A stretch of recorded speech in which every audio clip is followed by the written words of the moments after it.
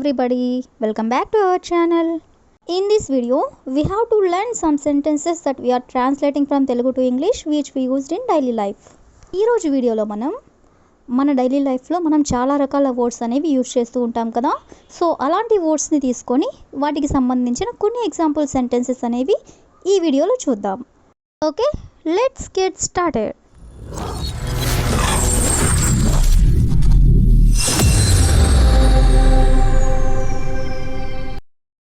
Before going to the topic, if you like this video, please you can share this to your friends and family members, and also don't forget to subscribe my channel. Okay, let's get started.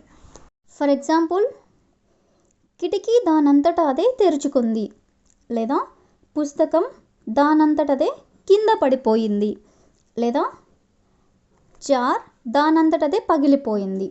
ఈ 3 examples ఒకసారి గమనించండి. First దాంట్లో కిటికీ దానంతటదే తెరుచుకుంది, second one పుస్తకం దానంతటదే కింద పడిపోయింది, third one jar దానంతటదే పగిలిపోయింది. మూడిట్లో కూడా దానంతటదే అనే వర్డ్ అనేది కామన్గా ఉంది కదా. సో ఈ వర్డ్ని యూజ్ చేసుకొని కొన్ని ఎగ్జాంపుల్స్ అనేవి చూద్దాం. So first one is balloon దానంతటదే పగిలిపోయింది. బెలూన్ దానంతటదే పగిలిపోయింది. దీన్ని మనం ఇంగ్లీష్లో the balloon has popped on its own. The balloon has popped అంటే బెలూన్ పగిలిపోయింది. On its own, on its own అంటే దానంతటదే. అదేవిధంగా నెక్స్ట్ వన్ ఈస్ టీవీ దానంతటదే ఆగిపోయింది. టీవీ దానంతటదే ఆగిపోయింది. దీని ఇంగ్లీష్లో the TV has turned off on its own. The TV has turned off అంటే టీవీ ఆగిపోయింది.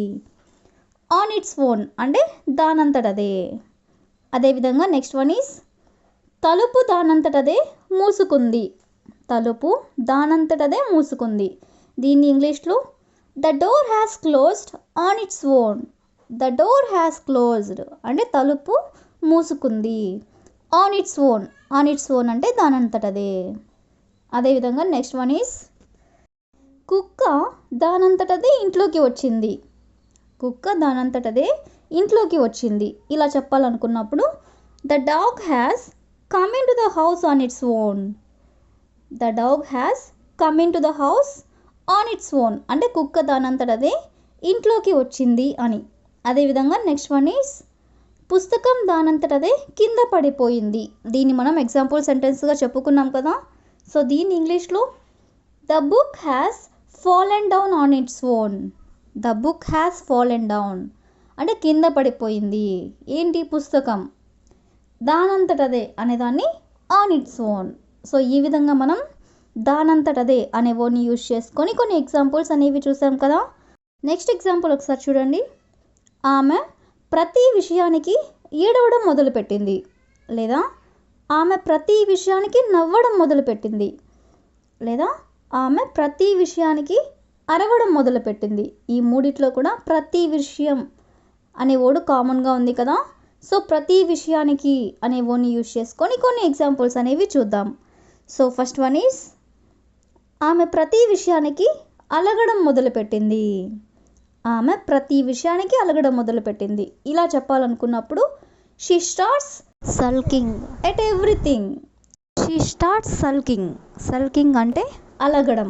షీ స్టార్ట్స్ అంటే ఆమె మొదలుపెట్టింది. ఎట్ ఎవ్రీథింగ్, ఎవ్రీథింగ్ అంటే ప్రతి విషయానికి. అదేవిధంగా నెక్స్ట్ వన్ ఈస్ ఆమె ప్రతి విషయానికి గొడవ పడడం మొదలుపెట్టింది.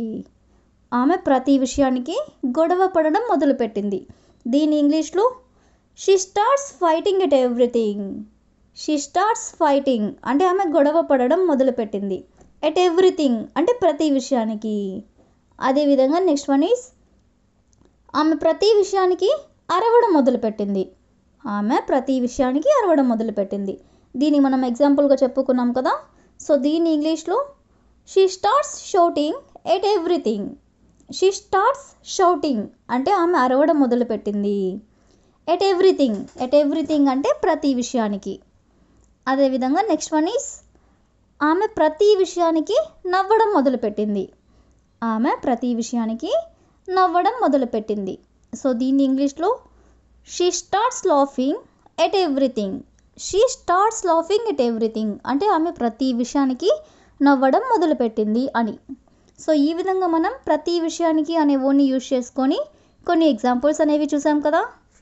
నెక్స్ట్ ఎగ్జాంపుల్ ఒకసారి చూడండి. ఆమె ఇప్పుడు ఇంటి దగ్గర ఉండకపోవచ్చు, లేదా వాళ్ళు గ్రౌండ్లో ఆడుతూ ఉండకపోవచ్చు, లేదా నీ ల్యాప్టాప్ అతని దగ్గర ఉండకపోవచ్చు. ఈ 3 ఎగ్జాంపుల్స్లో కూడా ఉండకపోవచ్చు అనే వర్డ్ అయితే కామన్గా ఉంది కదా. సో ఉండకపోవచ్చు అనే వర్డ్ని మనం యూజ్ చేసుకొని కొన్ని ఎగ్జాంపుల్స్ అనేవి చూద్దాం. సో ఫస్ట్ వన్ ఈస్ వాళ్ళు రేపు ఢిల్లీలో ఉండకపోవచ్చు. వాళ్ళు రేపు ఢిల్లీలో ఉండకపోవచ్చు. సో దీని ఇంగ్లీష్లో they may not be in Delhi tomorrow. They may not be in Delhi tomorrow అంటే వాళ్ళు రేపు ఢిల్లీలో ఉండకపోవచ్చు అని. అదేవిధంగా next one is keys table మీద ఉండకపోవచ్చు.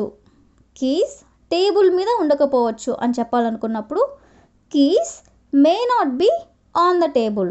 కీస్ మే నాట్ బీ అంటే ఉండకపోవచ్చు, ఆన్ ది టేబుల్ అంటే టేబుల్ మీద. అదేవిధంగా నెక్స్ట్ వన్ ఈస్ వాళ్ళు బాధగా ఉండకపోవచ్చు.